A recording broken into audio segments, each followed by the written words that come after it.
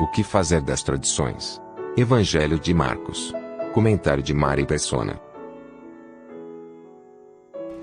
No capítulo 7 do Evangelho de Marcos, Jesus repreende os religiosos judeus por trocarem a palavra de Deus por suas tradições. E isso aconteceu também na cristandade. Hoje os seus templos são chamados de igrejas, são decorados com objetos que nada têm a ver com a adoração cristã, que é ensinada na doutrina dos apóstolos. A definição bíblica de igreja nunca é no sentido de um edifício físico de tijolos, mas simplesmente a reunião dos crentes, tirados dentre judeus e gentios e unidos a Cristo em um só corpo. Estes são habitados pelo Espírito Santo e não possuem um presidente, um chefe ou cabeça na terra, mas somente no céu, Cristo Jesus. No ensino dos apóstolos, é o Espírito Santo quem conduz os crentes congregados, não um homem, como se costuma encontrar nas religiões cristãs criadas por homens.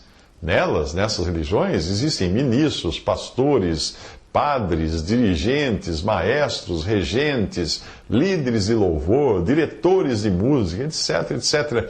Tudo isso extinguindo o Espírito ao tentar substituí-lo, como fala em 1 Tessalonicenses 5,19. O que hoje é chamado de culto, mais se assemelha a uma palestra ou show musical, onde os diferentes dons ficam inertes, fazendo cara de paisagem. Compare-se ao que você vê nas instruções dadas na Palavra de Deus para a reunião dos santos. Veja se é isso. Quando vocês se reúnem, diz a Palavra de Deus, cada um de vocês tem um salmo, uma palavra de instrução, uma revelação, uma palavra em língua ou uma interpretação, tudo seja feito para a edificação da igreja. Tratando-se de profetas, falem 2 ou 3, e os outros julguem cuidadosamente o que foi dito, pois vocês todos podem profetizar, cada um por sua vez, de forma que todos sejam instruídos e encorajados. Como em todas as congregações dos santos, permaneçam as mulheres em silêncio nas igrejas, pois não lhes é permitido falar. Antes permaneçam em submissão, como diz a lei. E se quiserem aprender alguma coisa, que perguntem a seus maridos em casa, pois é vergonhoso uma mulher falar na igreja. E se alguém pensa que é profeta ou espiritual, reconheça que o que lhes estou escrevendo é mandamento do Senhor. 1 Coríntios 14, 26 a 37. Assim deveria ser uma reunião da igreja ou assembleia, e é bem provável que você nunca tenha visto essa ordem ser obedecida nas igrejas que você visitou. Jesus desprezou a adoração dos judeus do seu tempo, dizendo: "Este povo me honra com os lábios, mas o seu coração está longe de mim.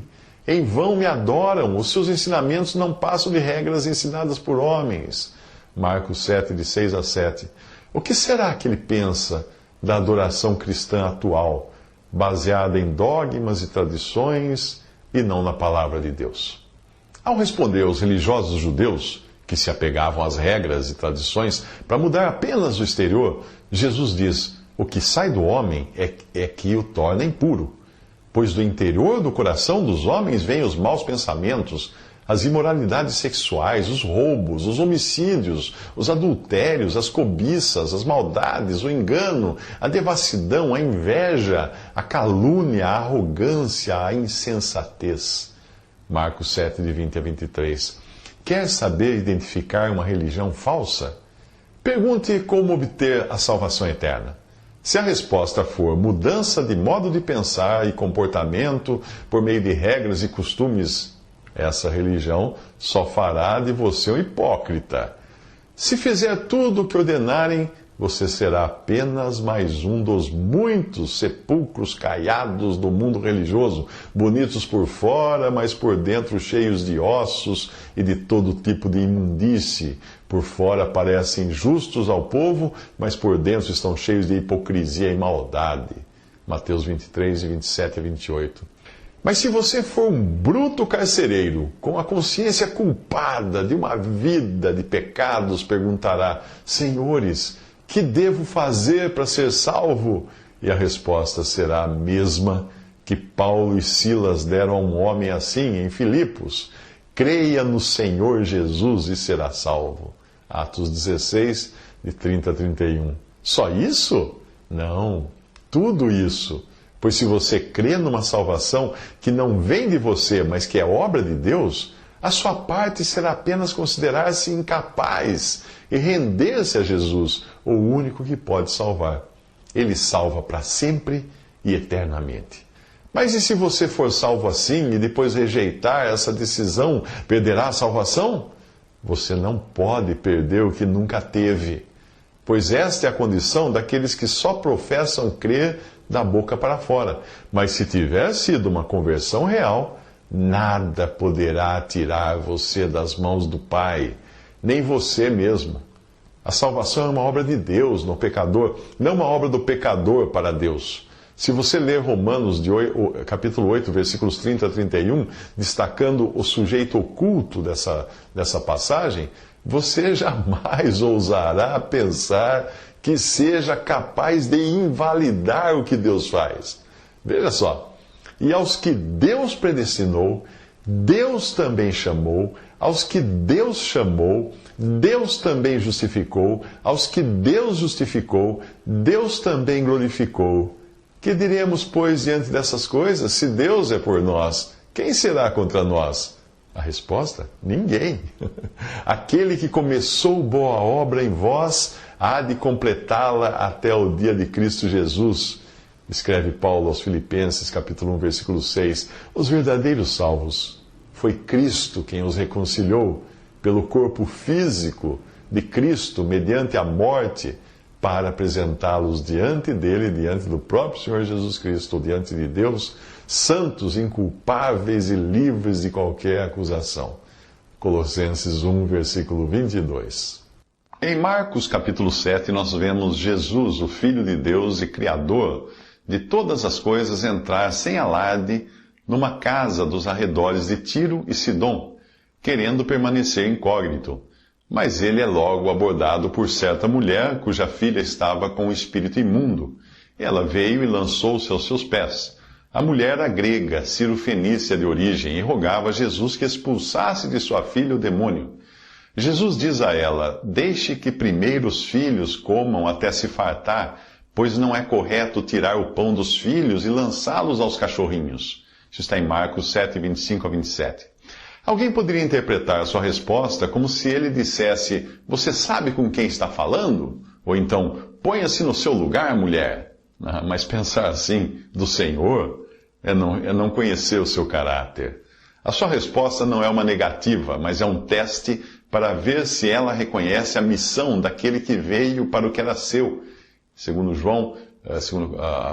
o Evangelho de João, capítulo 1, versículo 11. Isto é, ele veio para os judeus, o seu povo era o judeu. A bondade não pode atropelar a verdade, nem o poder deixar de revelar a caridade. Verdade, poder e caridade estavam prestes a ser trazidos à tona pela reação da mulher. Uma gentia que não podia contar com os privilégios oferecidos aos judeus. Ela responde: sim, Senhor, mas até os cachorrinhos debaixo da mesa comem das migalhas das crianças. Jesus lhe diz: por causa desta resposta, você pode ir. O demônio já saiu da sua filha. Ela voltou à sua casa e encontrou a filha liberta do demônio que a afligia. Marcos 7, 28 a 30. Nunca se esqueça da frase: por causa desta resposta, você pode ir. O demônio já saiu da sua filha. O que significa isso?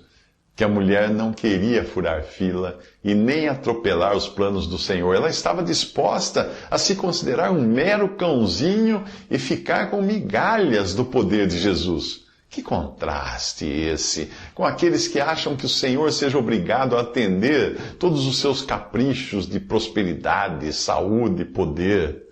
Na parábola das minas, em Lucas 19, foi a opinião que o servo tinha do seu senhor que o condenou. Ele havia recebido uma mina para negociar, obter juros e ser recompensado. Porém, aguardou e se justificou dizendo: tive medo, porque és um homem severo, tiras o que não puseste, colhes o que não semeaste. O mau conceito que o servo tinha de seu senhor e não de si mesmo, como a mulher cirofenícia, foi o que o condenou. Eu o julgarei pelas suas próprias palavras, servo mau. diz o Senhor dele em Lucas 19, 21 a 22. E você, de que modo você se aproxima do Filho de Deus? O que vocês pensam a respeito do Cristo? Pergunta Jesus aos discípulos em Mateus 22, 42. Na região de Decápolis, onde Jesus já havia libertado 2 possessos de demônios, algumas pessoas lhe trouxeram um homem que era surdo e mal podia falar, suplicando que lhe impusesse as mãos. Isso está em Marcos 7, 31 a 32. Esse homem sou eu, esse homem é você, que nascemos surdos aos apelos de Deus e incapazes de confessar a nossa necessidade de salvação. Na carta aos Romanos, Paulo começa indicando assim o caminho da salvação.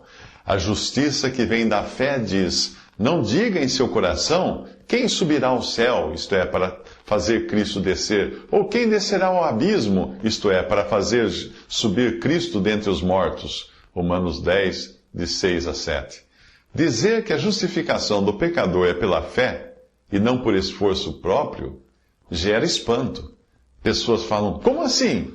É só crer em Jesus, estou salvo, só isso? Sim, só isso, porque agora Cristo já fez a parte que era impossível ao ser humano fazer. Ninguém poderia fazer o Filho de Deus descer do céu, a menos que ele o fizesse de sua própria vontade, atendendo ao desejo de seu Pai. Quando Cristo veio ao mundo, disse: sacrifício e oferta não quiseste, mas um corpo me preparaste. De holocaustos e ofertas pelo pecado não te agradaste. Então eu disse: aqui estou. No livro está escrito a meu respeito: vim para fazer a tua vontade, ó Deus. Hebreus 10, de 5 a 7. O único sacrifício pelo pecado que poderia agradar a Deus devia ser originalmente puro e sem mácula, como o seu próprio Filho, que é também o verbo da criação. Mas para morrer e ressuscitar, Jesus precisava de que um corpo humano lhe fosse preparado. E foi assim que ele desceu do céu para ter um corpo concebido pelo Espírito Santo no ventre de Maria. Um homem que desejava fundar uma religião pediu a um amigo uma sugestão, e o amigo, que era cristão, sugeriu: por que você não experimenta morrer e ressuscitar? Qualquer religião que não inclua o sacrifício de um inocente imaculado morrendo no lugar do pecador e depois ressuscitando, não tem qualquer valor. Por isso, quando alguém pergunta se é só crer em Jesus, a resposta é: agora é. Porque o impossível ele já fez. Desceu do céu, encarnou, morreu e ressuscitou. Mas até mesmo o convencimento do pecador começa antes dele crer. É preciso que o Espírito Santo abra os seus ouvidos para ouvir e solte a sua língua para falar, como Jesus faz com o homem desse capítulo 7 do Evangelho de Marcos. E Paulo explica mais sobre isso no capítulo 10 de sua carta aos Romanos.